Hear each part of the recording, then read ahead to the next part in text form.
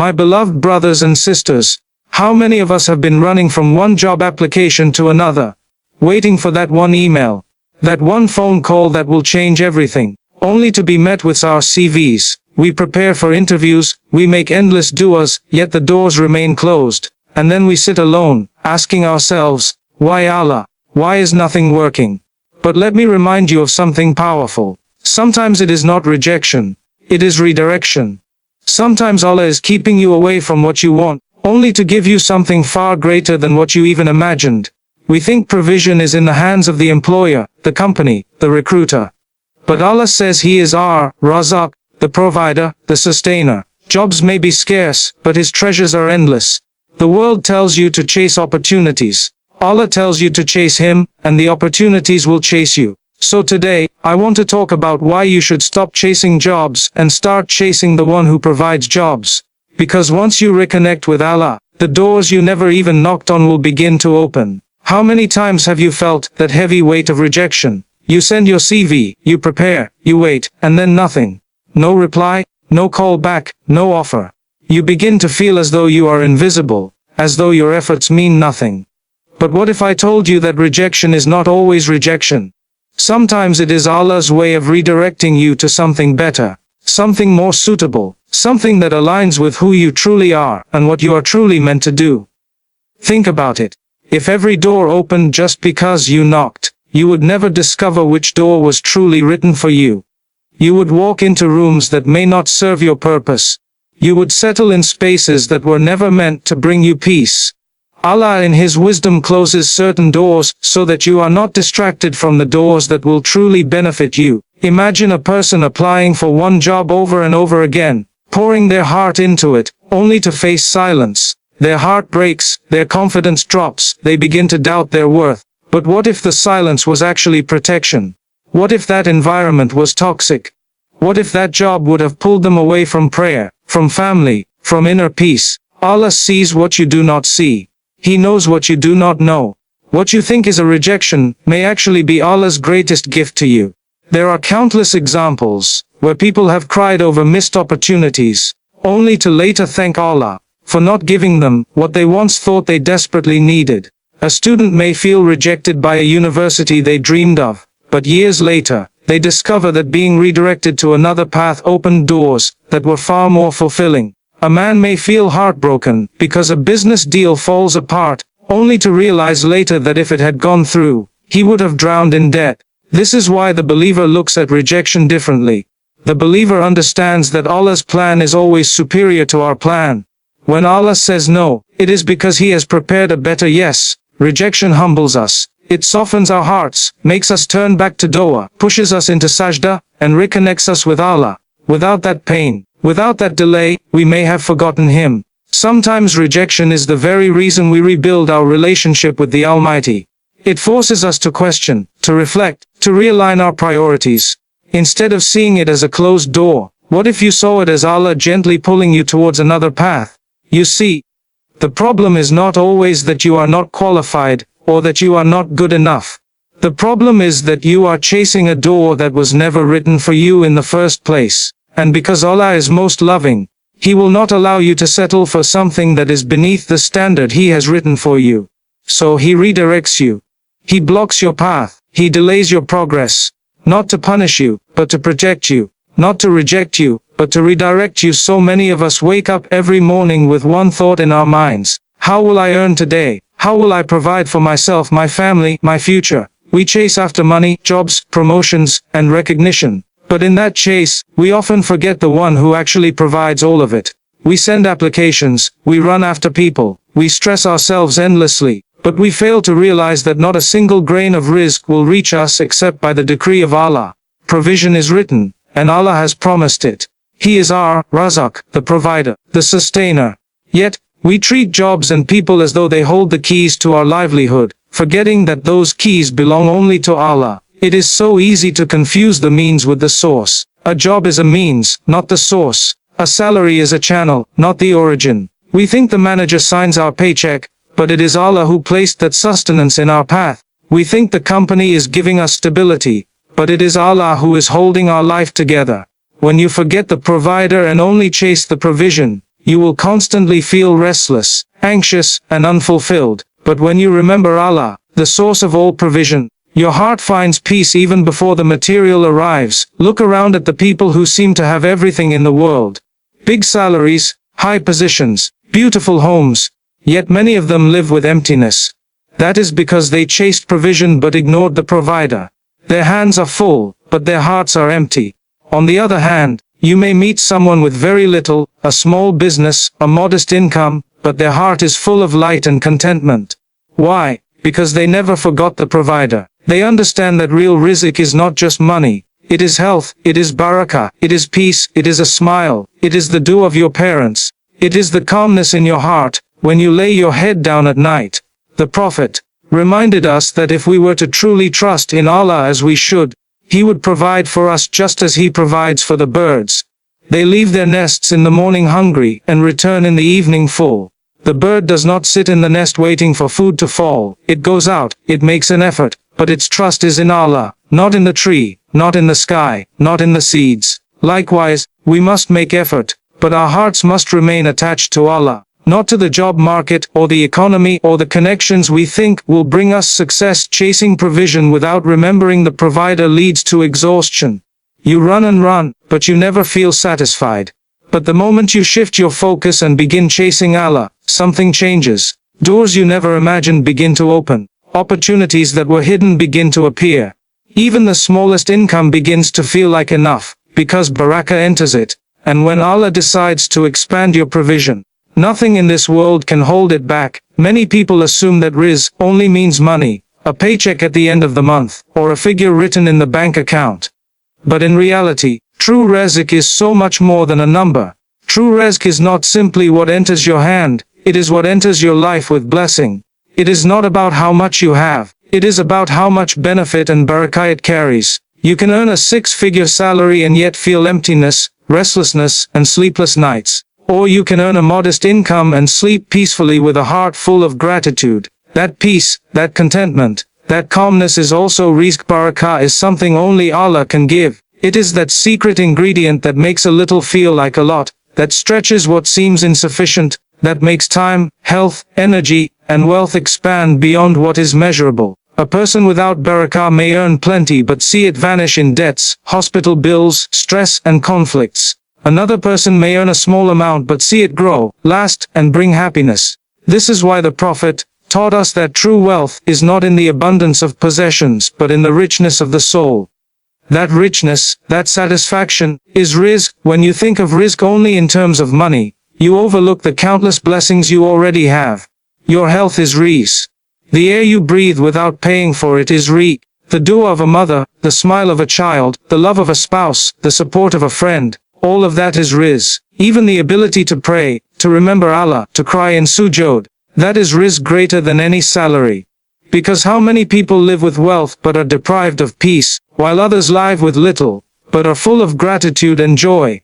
There are people who chase bigger salaries only to realize they lost their family time, their health, their sleep, and their deen along the way. That is not rizq, that is burden. On the other hand, someone may choose a simpler path, maybe a smaller business or a quieter job, but they earn halal, they live with dignity, they are close to Allah, and they have barakah in their time. That is true provision. That is what makes life meaningful. It is important to shift the definition of success. If success is defined only by salary, you will always find someone who earns more than you, and your heart will never rest. But if success is defined by barakah and peace, you will realize how wealthy you already are. You will stop comparing, stop competing in worldly numbers, and start appreciating the treasures Allah has already poured into your life. Because rizq is not just about money that comes in, it is about the blessing that remains, the serenity that fills your heart, and the connection with Allah that sustains you through everything. From the time we are young, society teaches us that success means having a high-paying job, a big house, a luxurious car, and a long list of achievements that people can admire. The world constantly pushes us to measure our worth by how much we earn, how many degrees we have, and how high we climb in our careers. But when we look at the Quran and the teachings of the Prophet we find a completely different definition of success. Allah does not measure you by the size of your salary or the title on your business card. He measures you by the sincerity of your faith, the purity of your heart, and the righteousness of your deeds. Worldly success is temporary. You may have the best job today, but tomorrow it can be taken away. You may be admired by people for your status, but their admiration can quickly turn to criticism. What people call success is often fragile, unstable, and filled with stress. On the other hand, Allah's definition of success is eternal. He tells us in the Quran that the true winners are those who are saved from the fire and admitted into paradise. That is the ultimate success. It is not measured in years or decades, but in eternity. What benefit is there in gaining the entire world, if the soul is lost along the way? When a person shifts their mindset from worldly measures to Allah's measures, everything changes. They no longer feel pressured to compete with others in material things. They focus on competing in good deeds, in acts of kindness, in worship, in helping others, in staying away from sin. They begin to see their job not as the definition of who they are, but as a tool, a means to serve Allah, to provide halal income, and to bring benefit to people. Even if the job is small in the eyes of society, it becomes great in the sight of Allah when done with sincerity. Think of the countless people who appear successful to the world, but are empty inside. They have wealth, but no peace. They have titles, but no family bond. They have influence, but no closeness to Allah. That is not success, that is deception. Then think of someone who has little in terms of dunya but prays regularly, has a clean heart, helps the poor, and goes to bed with gratitude. That is success that cannot be taken away, because it is built upon a foundation that pleases Allah. Shifting to Allah's definition of success brings freedom. You stop worrying about how others perceive you, and start focusing on how Allah perceives you. You stop exhausting yourself chasing endless worldly goals, and start finding peace in aligning your life with what matters in the Akhirah. You start to see that success is not about being known by millions, but being known by the one who created you. It is not about applause from people, but about forgiveness from Allah. It is not about how high you climb in worldly ranks, but how close you come to Jannah. Every single one of us is searching for provision in one way or another. Some are searching for money, others for health, some for peace, and others for opportunities. We spend so much of our energy chasing after rizq as though it is hidden somewhere in the world, but Allah has already told us in the Quran exactly how to unlock it. He did not leave us guessing. He gave us clear keys, and among the most powerful of these are taqwa, istighfar, and sadaqah. These three are not just spiritual acts, they are doors that open rizq in ways you cannot even imagine. They are the shortcuts to blessings that go beyond what the eyes can see, and the hands can hold. The first key is taqwa. Allah says in the Quran in Surah Talaq, "And whoever has taqwa of Allah, He will make for him a way out, and provide for him from where he does not expect." Taqwa is more than just fear, it is awareness of Allah in every moment. It is obedience, consciousness, and trust. When you live with taqwa, you stop chasing haram shortcuts, you stop panicking when things don't go your way, and you begin to align your life with what pleases Allah. And when that happens, Allah promises to open doors you never even knocked on. Opportunities come from places you could never predict. Rizq flows in ways that surprise you. The world tells you to hustle harder, to network more, to stay up later, but Allah tells you that if you want a way out of hardship and unexpected provision, build taqwa. Think of a person who loses their job and feels like the world is closing in. If they panic and chase every door, they may find themselves compromising their deen, taking what is doubtful, or lowering their morals just to survive. But if they choose taqwa, they continue praying, they avoid haram, they remain patient, and they keep their trust in Allah. Before they know it, Allah opens something for them that was never on their list, something far better than they imagined. That is the power of taqwa. It aligns your heart with Allah, and in turn, Allah aligns your provision with you. The second key is istighfar. The Prophet told us, whoever constantly seeks forgiveness, Allah will make for him a way out from every distress and a relief from every anxiety, and will provide for him from where he does not expect. This means that seeking forgiveness is not only about erasing sins, it is also about opening the doors of rizq. Sin blocks blessings. Disobedience creates barriers. Sometimes the reason our provision feels stuck is not because the opportunities are gone, but because our hearts are heavy with sins we have not turned back from. Istighfar clears those blocks. It cleanses the heart, it removes the rust from the soul, and it brings down blessings from the sky. Even Prophet Nuvi V told his people, "Seek forgiveness from your Lord, indeed he is ever forgiving. He will send rain from the sky upon you in abundance, and give you increase in wealth and children, and provide for you gardens and rivers." Look at how istighfar is directly linked to increase in rizq. Imagine starting every morning with sincere istighfar. Before you reach for your phone, before you worry about the bills, you say, "Astaghfirullah, O Allah forgive me." You mean it with your heart. You say it while reflecting on your shortcomings, while longing for Allah's mercy. This istighfar does more for your rizq than 100 rushed applications. It cleans your slate, it softens your heart, and it invites blessings into your life. Sometimes we wonder why our effort is not bearing fruit, but the problem may not be the effort itself. It may be that we are carrying a load of sins that weigh us down. Istighfar lightens that load and allows us to move forward with Allah's mercy paving the way. The third key is sadaqah. Many people think, how can I give charity when I barely have enough for myself? But the Prophet told us, charity does not decrease wealth. In fact, it increases it. Sadaqah is like planting a seed in the unseen. You may feel like you are losing something when you give, but in reality you are investing it in a field that Allah Himself nurtures. It comes back to you multiplied in ways you cannot calculate. Sometimes it returns as financial blessings, sometimes as health, sometimes as protection from harm, sometimes as opportunities that appear out of nowhere. Sadaqah is not about the size of the amount, it is about the sincerity of the heart. Think of someone who gives even a small coin, or a date in charity with full trust in Allah. That small act can unlock rizq far beyond what money could buy. Allah looks at the sincerity, not the size. A person with millions who gives with arrogance may see no blessing, while a person with little who gives with humility may see doors open wide. Sadaqah protects, it purifies, it multiplies. It is one of the fastest ways to turn scarcity into abundance, because Allah Himself has promised that what you give for His sake will never be lost. It will always return to you in a form that is better. When taqwa, istighfar, and sadaqah are combined, they create a powerful cycle of provision.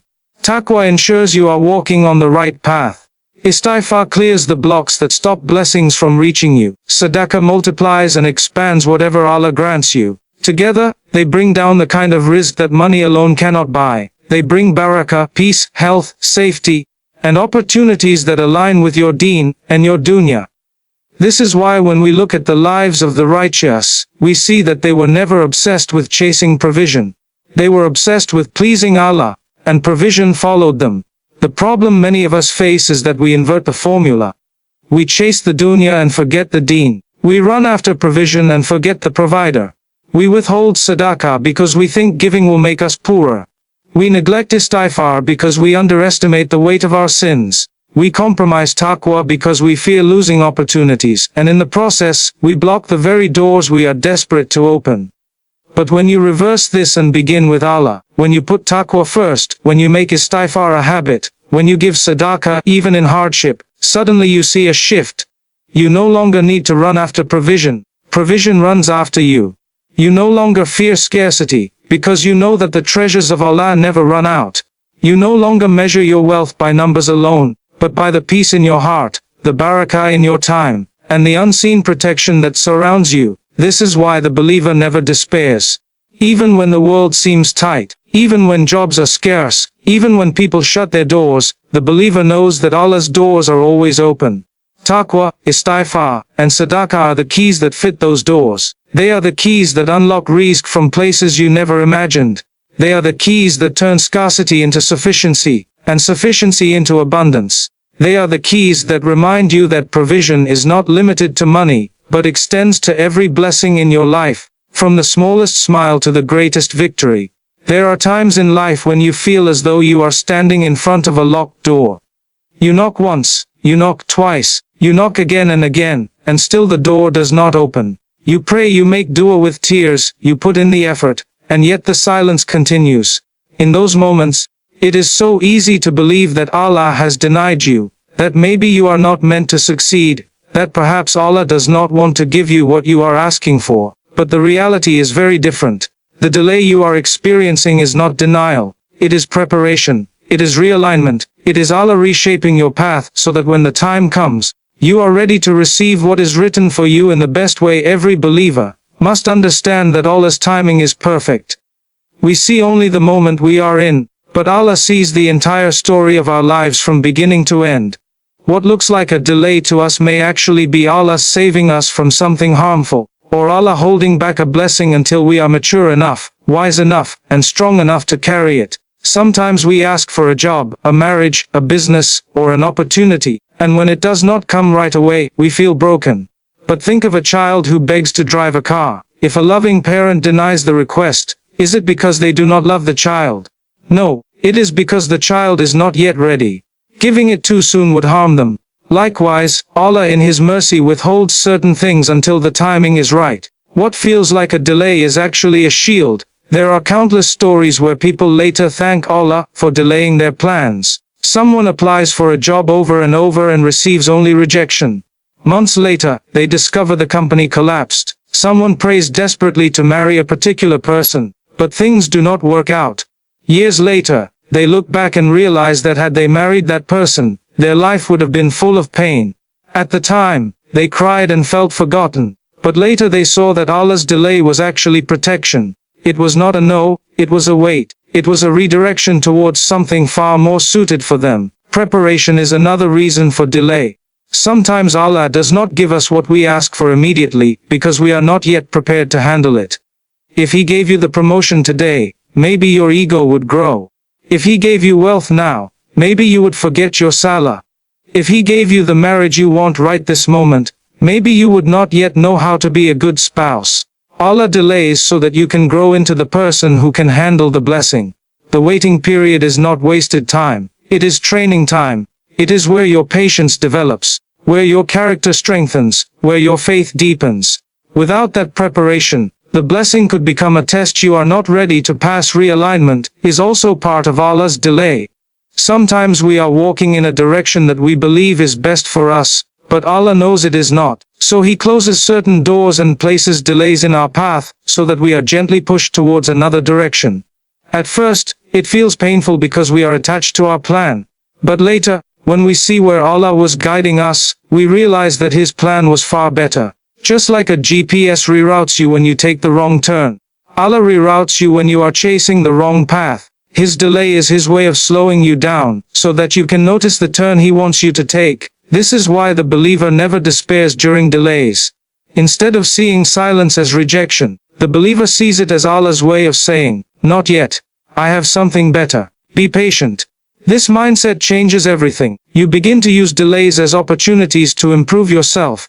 You spend that waiting time in istighfar, in dua, in learning new skills, in building better habits, in getting closer to Allah. Then, when the blessing finally arrives, you are not only ready to receive it, but you are also able to appreciate it fully. Sometimes the delay is not about the blessing becoming ready for you. It is about you becoming ready for the blessing. Look at the lives of the prophets. Yusuf ibn Israeli spent years in prison. Was that denial? No, it was preparation. It was Allah shaping his character, strengthening his resilience, and aligning events so that when he came out, he would not only be free, but elevated to a position of authority. Musa Siddiq spent years in exile before returning to lead his people. Was that wasted time? No, it was realignment. It was Allah placing him in the right circumstances to learn, to grow, and to return at the perfect moment. Even the Prophet Muhammad did not receive revelation until the age of 40. Decades passed in which he was prepared, protected, and positioned by Allah, so that when the Quran came, he was ready to carry the heaviest mission in history. Your life is no different. The delays you face are not empty. They are filled with purpose. They are filled with hidden blessings. Sometimes Allah delays because He wants you to increase in dua. Had He given you what you asked for immediately, maybe you would have stopped calling upon Him. But by delaying, He keeps you in constant conversation with Him. That itself is a gift greater than the thing you are asking for. Other times Allah delays because He wants you to detach from dunya and attach to Him. If He gave you the job, the wealth, the spouse right away, maybe you would rely on them instead of Him. So He waits until your heart has learned to put Him first. Then He gives you what you desire in a way that does not pull you away from Him. Allah's delay is never random. It is calculated with perfect wisdom. It may test your patience, it may break your pride, it may force you into sujood, But all of that is part of the preparation. The real success is not getting what you want when you want it. The real success is trusting Allah even when you do not understand His timing. That trust, that tawakkul, is what transforms waiting into worship. It turns frustration into faith. It turns anxiety into serenity. And when you finally see the blessing unfold, you realize why the delay was necessary. Without it, you would not have been the person capable of carrying the blessing with gratitude and humility.